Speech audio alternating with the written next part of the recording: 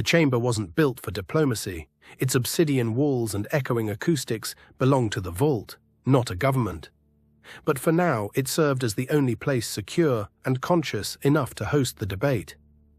Emma stood before the gathered officers, scientists, and mission leads. Her voice was calm, but her gaze was sharp. We've reached a convergence threshold. Elias's latest data confirms it. The vault lattice is responding to our presence, yes, but it's also extrapolating, testing us. A murmur spread across the room. Commander Hale raised a hand.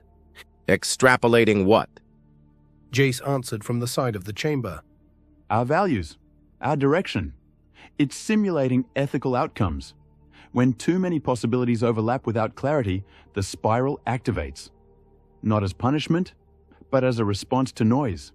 A failsafe against divergent collapse. Elias nodded. Vaults don't want obedience. They want coherence. The architects fell because their ideologies fractured. Their lattice tried to serve conflicting directives until it couldn't anymore. That's the cascade. Which is why I'm proposing the creation of a council of stewards. Not commanders, not owners. Stewards, people bound to the principle of preservation and informed growth. Every vault activation must go through them, no exceptions. Gregorov frowned. And if the Union refuses? Then we go public. We release the lattice records. The simulations of the architect collapse. Let the people decide who should speak for the future. The room fell silent. Jace walked alongside Elias. They moved slowly, the air charged with static. She's right, but it's not just about stewardship. It's about convergence. Elias raised an eyebrow. The more vaults we activate, the more variables we introduce. Every decision branches the line. Some branches remain stable, others fracture. But now, I think the vault is showing me more than probabilities. Elias studied him. You've seen something new? A threadline. It's not a vision. It's like a filament of possibility. And I can feel when it pulls, when it tightens, like our reality is being braided against another. He hesitated. There's a shadow line too, a darker thread. It trails behind one name, Jamal. Elias was silent for a long moment. And you believe he's real? I know he is. But he's not from here. He's from one of the failed branches, a collapsed tier. And yet, he hasn't stopped moving. Whatever destroyed his world didn't stop him. They stopped at the threshold to the vault core. Elias turned. The spiral tests deviation, but perhaps it also honors resistance. Oreleth moved through a memory hall constructed of light and resonance.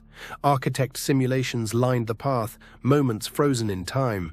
He paused before one, the final meeting of the Architects' High Council. They had disagreed.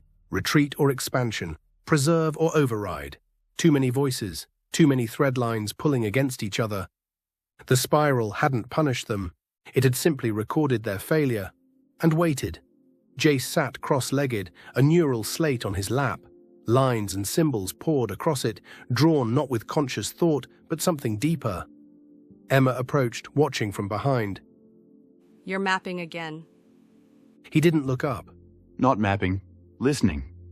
Every time the vault pulses, it's like a drumbeat. But there's a second rhythm, out of phase, from somewhere else. Emma sat beside him. You still think it's his world? Jace nodded. And I think it's reaching, like it's trying to share a warning, but it's distorted. Like a dream with too much gravity. Emma leaned forward. We need to build something that can translate that warning, not just record it, actually understand it. You mean a bridge? She nodded. And you're the anchor. Without command, without signal, one of the old architect pylons activated. Its top spiraled open, revealing a hidden chamber of glyphstone and biolattice interfaces. Inside, a new spiral etched itself into the stone. A message none of the team saw. Threadline active, divergence acknowledged, observation continues.